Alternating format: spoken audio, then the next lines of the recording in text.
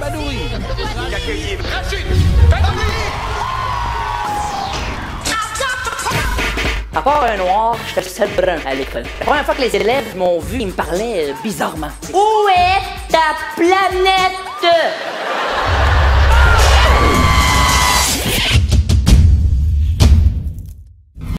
Prod Nougat Artistique, bienvenue sur Nougat TV et sur directsoirée.fr, votre agenda culturel toulousain. J'ai le plaisir de vous présenter quelqu'un de, j'ai envie de dire fusion, une fusion de genre, une fusion de sketch, une fusion de personnages, une fusion de talents aussi. Tout simplement Rachid Badouri qui, après une tournée triomphale au Canada, Québec, et en France, Sicigal, à l'Olympia, guichet fermé, Marrakech du Rire, voilà, il vient vous voir, vous Toulousains, vous êtes chanceux, il vient vous voir le 26 février ici au Casino Théâtre Barrière. Je sais que vous allez apprécier le rencontrer. Bonsoir Rachid. Bonsoir, j'en profite pour dire à tout le peuple Mbamois du Cameroun, oui. Mbedigi. Ouais, j'adore. Mbedigi qui veut dire salutation. Merci oui. Rachid pour cette petite dédicace, j'adore. Merci. Ouais. Alors tu viens à Toulouse, c'est la deuxième fois je crois. Hein? Oui, c'est la deuxième fois que je suis ici. J'étais venu pour le Printemps du Rire. Pour le Printemps du Rire, bien sûr. Ouais. C'était bien passé d'ailleurs, oui, hein, des très bons souvenirs. Oui. Et là tu reviens nous faire encore Arrête ton cinéma. Oui, je retourne avec ce spectacle. Et tant aussi longtemps que tout le monde ne l'aura pas vu, je vais revenir encore et encore jusqu'en 2048. Non, je suis vraiment une belle preuve de confiance pour les Toulousains qu'on me donne, une belle preuve d'amour de me permettre de revenir faire un spectacle. Absolument. Encore ici, c'est extraordinaire. Alors, c'est vrai que beaucoup de téléspectateurs te découvrent tous les vendredis, ou certains vendredis, je ne sais plus trop, parce que je ne suis pas trop vraiment. Avec Arthur, oui, dans Vendredi, tout est permis. Oui. Et, mais à côté de ça, tu n'arrêtes pas. Mais j'ai l'impression que c'est une pile électrique, hein, c'est Rachid. Il faut, parce que une fois, j'ai dit à Arthur, tu ne te reposes pas des fois. Il m'a dit, je me reposerai quand je serai mort. Oui. Donc, je ne sais pas si. Je prends du temps pour me reposer quand même, et il le fait lui aussi, mais. Pour les projets, non, ça ne peut pas arrêter. Ça peut pas. Ça arrête, c'est fini, c'est terminé. On est d'accord. Voilà, et ce qui est top, c'est qui me plaît moi aussi, hein, quand j'ai été découvert, hein, c'est cette fusion. Ça, je parlais de fusion parce que tu es québécois, né au Québec, d'origine marocaine. Et toutes ces influences te servent vachement aujourd'hui. Tu étais un peu considéré d'ailleurs comme le clown de la famille. Voilà. Mais comment est-ce que tes parents ont accepté finalement de te laisser aller vers ce métier que tu as embrassé? C'est comme s'ils savaient qu'ils avaient mis au monde quelqu'un qui était passionné à faire divertir les gens. Et puis, ils n'ont pas vraiment réagi d'une mauvaise façon. Pourtant, les études étaient très importantes chez nous. Lorsque j'ai dit que je lâchais l'école, l'université pour aller travailler dans l'aviation, ils n'étaient pas très contents.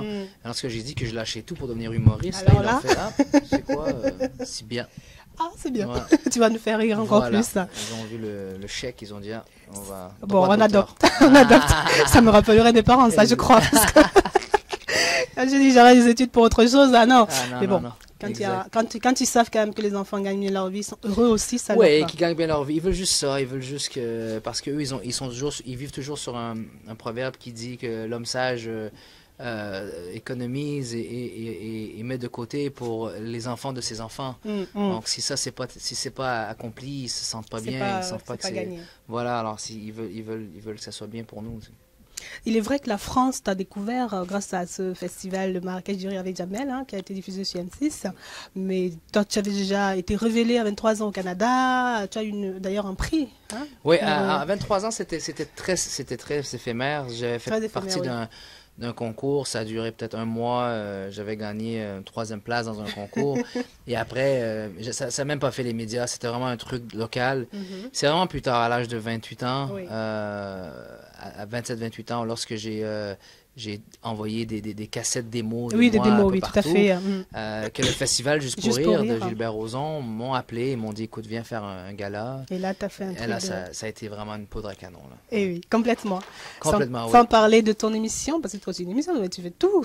J'avais une émission qui s'appait Peu qu'on a des Rachides, et on a arrêté à cause de la France. Parce que je devais faire un choix, et puis malheureusement, la France, elle est jalouse. La France ne te laisse pas être...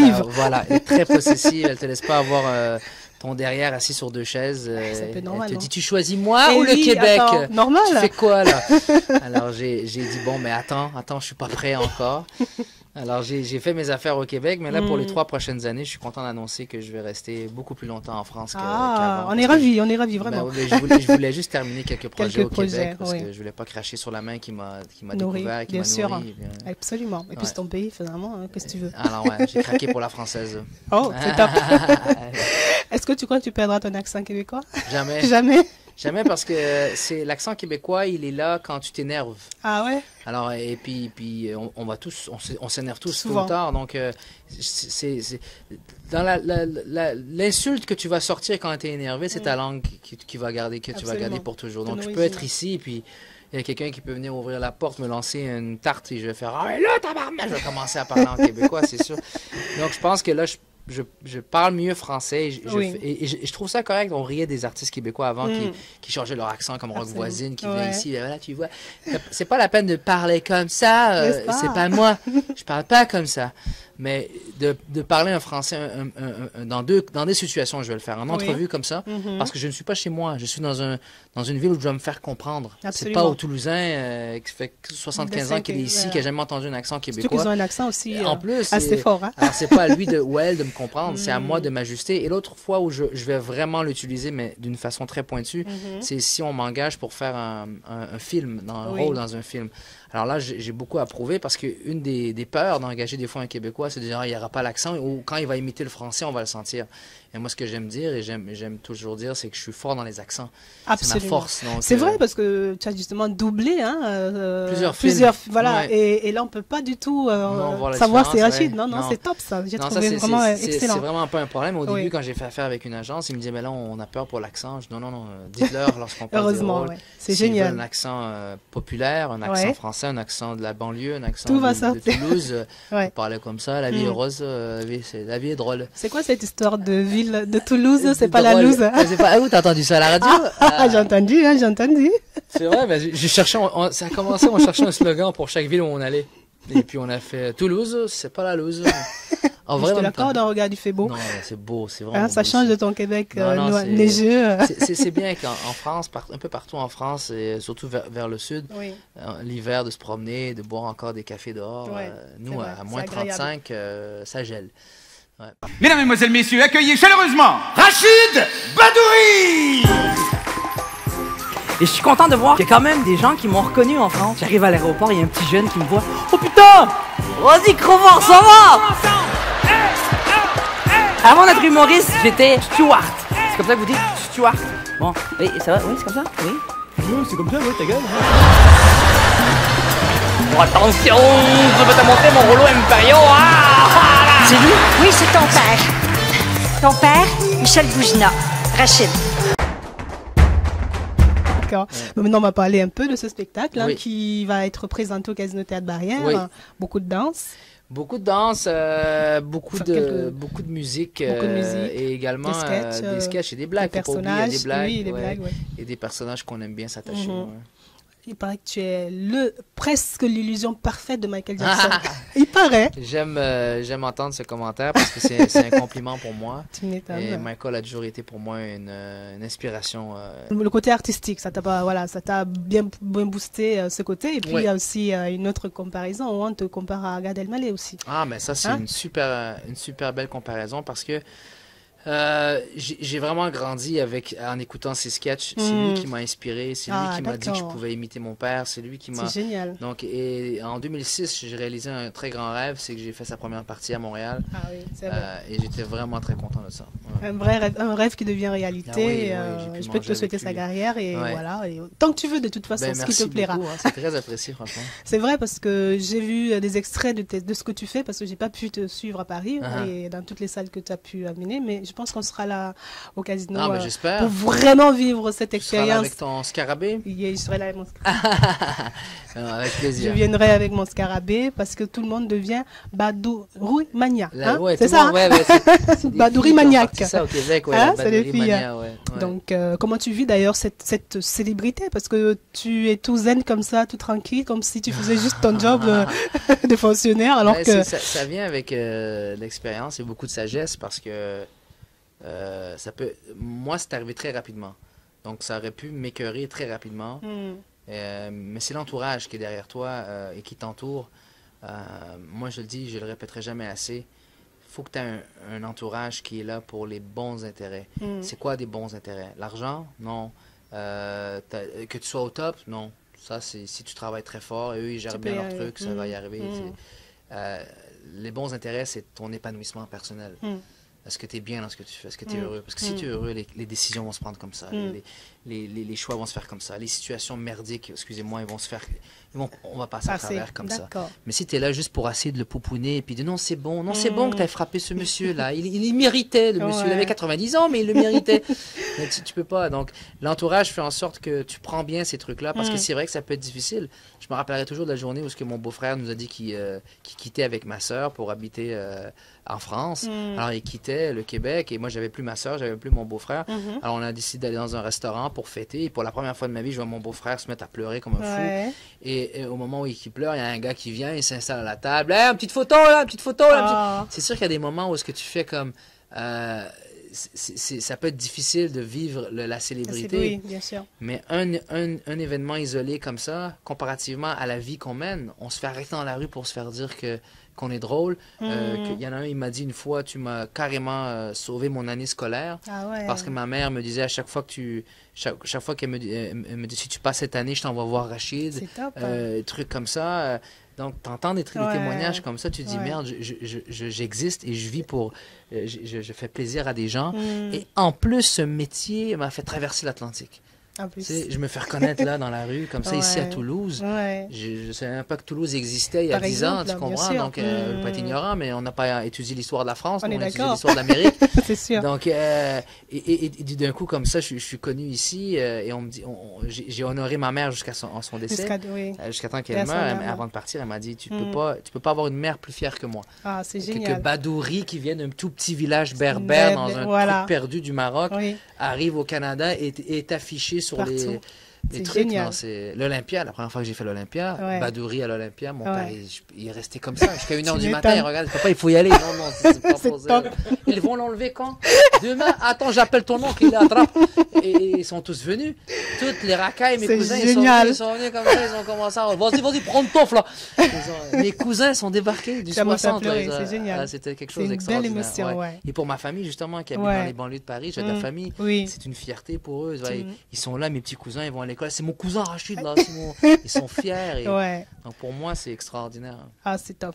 Là, j'ai envie de pleurer, franchement. J'adore cette émotion que tu dégages en me disant tout ça. De toute façon, c'est des confidences personnelles qui me touchent beaucoup. Je comprends beaucoup ce côté. Mais je suis pas parfait, hein. Il faut pas penser que des fois, ça me fait pas chier. Excusez-moi quand quelqu'un me dit un truc ou quoi que ce soit, parce que des fois, on entend des bêtises. Sur Internet, des fois, les gens se défoulent. Mais en général, tu pèses la balance du bien et du mal. Et on retient ce qui est bien. Je suis un des seuls dans mon entourage, dans mes amis, j'ai des amis qui ont 38 ans, qui gagnent bien leur vie, mais qui sont malheureux. Moi, des fois, je reçois un chèque, je fais c'est quoi ça? Ben, c'est pour ton spectacle. Ah, mais ok. On n'y pense plus. On vit bien. Dans son plaisir, dans son bonheur intérieur. Quand je suis sur scène, moi, c'est une drogue pour moi. Et le cinéma bientôt? Ah, ça, j'aimerais ça. Ça, si un réalisateur camerounais m'appelle demain, grave, je viens. Mais je peux te dire qu'ils vont te suivre là. Tu risques d'avoir des propositions. Il y a un truc de film au Cameroun. Il y a des grands réalisateurs camerounais. Il y a des grands réalisateurs, des grands acteurs aussi de plus en plus. Et il y a un grand festival qui s'appelle les Écrans Noirs. Waouh. Je te demande de regarder un peu sur Internet. Les Écrans Noirs au Cameroun. Au Cameroun, tous les ans, l'été. Ça peut être top. C'est des films indépendants, c'est quoi? C'est vraiment des films indépendants, mais tout ce qu'il faut qu'il y ait un rapport avec l'Afrique. Voilà. Ça peut être top. C'est très très bon. Ça peut être top. On peut en reparler. J'ai vu un acteur, dites-moi, est-ce qu'il vient du Cameroun dans le film Qu'est-ce qu'on a fait au bon Dieu? Vous avez vu ce film? Oui, il vient de... Le père. Oui, le père. C'est un non, il Camerounais, vient pas du Cameroun. Il m'a fait rire. C'est vrai qu'il est drôle. Quand il a dit si il me parle, je le cogne. Lui, oui, c'est vrai. C'est un Africain? C'est un Africain, ivoirien. Je pense qu'il est ivoirien. Ah, il m'a fait rire. Ils ont un peu les mêmes cultures dans la façon de penser. Non, il est pas... Ivoirien, ça c'est les blagues de mon père. Il m'a fait rire, j'étais au cinéma, je riais. Si il me parle, je le cogne. Ouais. Ouais, j'ai ri. Par contre, c'est les vraies bonnes expressions africaines quand même. C'est vrai. Je le tape, voilà. Ouais. C'est les vraies bonnes. Par contre, l'acteur qui a joué avec Thomas Ginjal dans Fabrice Eboué. Non, au-delà de Fabrice Eboué. Dans le crocodile de Botswana, celui qui était l'aide de camp, le général. J'ai pas vu le film, mais c'est un Camerounais. C'est un Camerounais. C'est un très très grand acteur camerounais. Très très grand comédien camerounais depuis des années. J'ai remarqué que du sud de l'Afrique, de Johannesburg jusqu'à Tanger au Maroc et de l'est en l'ouest, les Africains ont cette facilité de raconter, des grands raconteurs. Oui. Dans ta famille, je suis sûr qu'il y a des oncles, des tantes, des grands-pères qui étaient des grands conteurs, des grands raconteurs. Mais il faut savoir que la tradition orale se transmettait de père au fils, de grand-père. Il n'y avait pas d'écrit en fait. Comme les maladies transmises. Comme les maladies, si tu veux. Comme les MTS. Alors, de quoi on parle dans ton spectacle? À part des MTS, mon spectacle, il parle de moi, comme je vous disais, et il parle de mes passions, il parle de mes boulots que j'ai eu. C'est quoi tes passions? La musique. MJ? Ouais, MJ, j'en parle dans le spectacle. Quoi d'autre que je parle dans le spectacle? Je parle du cinéma. Il y a un super un passage où est-ce que je fais un preview de film, une bande-annonce de film à la fin du spectacle. C'est très, très bien. C'est top ça. Ouais, et puis voilà, on parle un peu je parle de ma mère, je parle de mon père, je parle de plusieurs trucs, ouais. En tout cas, je vous invite à regarder ces extraits qui vont défiler dans un instant. Et comme moi, je sais que vous allez avoir envie de vous rire le 26 février 2015, 20h30, hein, Casino Théâtre Barrière. Ouais, au Casino de Barrière. Je serai là en bas au Black Jack. Régalé. Et merci. Et Bégoudi, pas Bégoudi. D'abord. Mbédigui. Bédigui. Salutations à toutes mes Mbamois. Thibaut. Bon. Super. Allez, merci. Un gros bisou à vous. Merci beaucoup, Achille. Et puis, tout à l'heure, tu fais un petit showcase avec le public toulousain qui vient te rencontrer. Les Fnaquais. Donc, je te souhaite de t'éclater, comme toujours. Je sais que ça va le faire. Attention, il y a un arabe de s'éclater. C'est pas quelque chose qu'il faut faire en ce moment. Il n'a pas dit ça pour de vrai. N'écoute pas ce qu'il dit. N'écoute pas. L'actualité est très chaude. Exactement.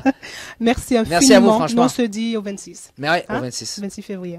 Quant à vous, restez connectés sur nugetv.com et merci de nous suivre encore une fois. Je vous embrasse. Ciao. Come on!